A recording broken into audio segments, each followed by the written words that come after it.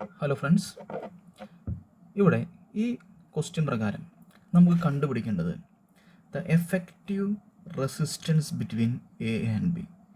എക്കും ബിക്കും അക്രോസ് ആയ റെസിസ്റ്റൻസ് എത്രയാണെന്ന് കണ്ടുപിടിക്കണം. ഓക്കെ, അപ്പോൾ ഒന്ന് ശ്രദ്ധിക്കുക. അതെ, അത് കണ്ടുപിടിക്കാൻ വേണ്ടി ആദ്യം ഞാൻ ഈ കാണുന്ന പോയിൻറ്റും ചൂസ് ചെയ്യണം. ദീസ് 2 പോയിൻറ്റ്സ് നിങ്ങൾ നോക്കിയാൽ ഈ 2 പോയിൻറ്റ്സിനും ഇൻ ബിറ്റ്വീൻ നിങ്ങളൊരു റെസിസ്റ്ററിനെയോ കപ്പാസിറ്ററിനെയോ ഇൻഡക്ടറിനെയോ സെല്ലിനെയോ അങ്ങനെ ആരെങ്കിലും കാണുന്നുണ്ടോ? ഇല്ല. ഇല്ലെങ്കിൽ നമുക്കൊരു കാര്യം ഉറപ്പിക്കാം, these 2 points are short circuited. ഈ 2 പോയിൻറ്റ്സും ഷോർട്ട് സർക്യൂട്ടഡ് ആണ്. ആൻഡ് പ്ലീസ് നോട്ട്, ഏതെങ്കിലും 2 പോയിൻറ്റ്സ് തമ്മിൽ ഷോർട്ട് സർക്യൂട്ടഡ് ആണെങ്കിൽ ആ 2 പോയിൻറ്റ്സും നമുക്ക് എന്താണെന്ന് പറയാം?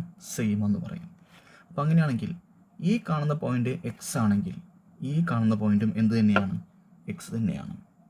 അതുപോലെ ഇവിടേക്ക് വരാണെങ്കിൽ കൺസിഡർ ദീസ് 2 പോയിൻറ്റ്സ്. ഓക്കെ, ഈ 2 പോയിൻറ്റ്സിനും നേരത്തെ പറഞ്ഞ പോലെ ഇൻ ബിറ്റ്വീൻ നമ്മളൊരു സെല്ലോ റെസിസ്റ്ററോ ഇൻഡക്ടറോ ആരും തന്നെ കാണുന്നില്ല.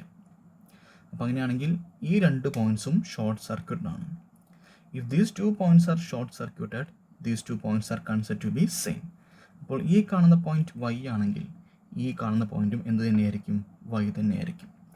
അപ്പോൾ നമുക്ക് എന്ത് ചെയ്യാം? ഇനി സർക്യൂട്ട് ഒന്ന് റീഡ്രോ ചെയ്യാം. അപ്പോൾ ഇതിനോട് പോയിൻറ്റ്സ് ഒക്കെ മാർക്ക് ചെയ്യാണ്.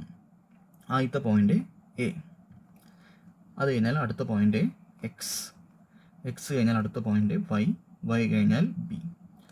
ഓക്കെ, നിങ്ങൾ നോക്കുക, ഞാൻ ആദ്യം എയിൽ നിന്നും സ്റ്റാർട്ട് ചെയ്യണം. എയിൽ നിന്നും വരുമ്പോൾ ആദ്യം കാണുന്ന പോയിൻ്റ് എക്സ്. എയ്ക്കും എക്സിനും ഇൻ ബിറ്റ്വീൻ 2 ഓമിൻ്റെ ഒരു റെസിസ്റ്റർ, അത് ഞാൻ ഇവിടെ മാർക്ക് ചെയ്തു.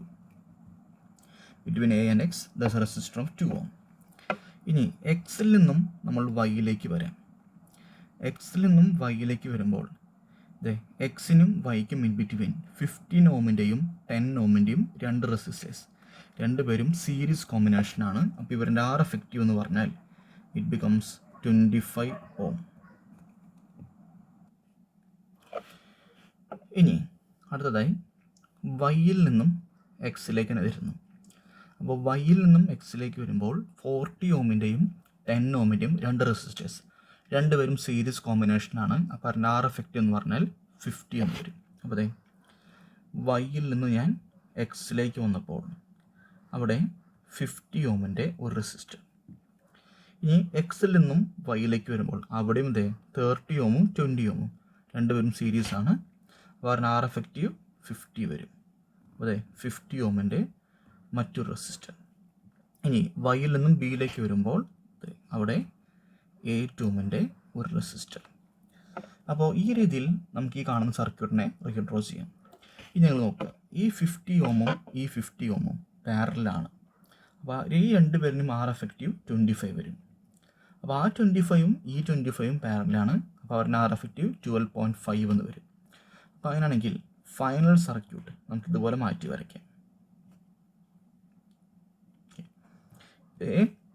ഇത് B, this point is X, this point is Y, this is 2 ohm, this is 12.5 ohm and this is 8 ohm. അപ്പോൾ നിങ്ങൾ നോക്കിയാൽ ഈ 2 ഓം, ഈ 12.5 ഓം, ഈ 8 ഓം 3 പേരും സീരീസ് കോമ്പിനേഷനാണ്. അങ്ങനെയാണെങ്കിൽ effective resistance between A and B എന്ന് പറഞ്ഞാൽ ഇറ്റ് ഈസ് 22.5.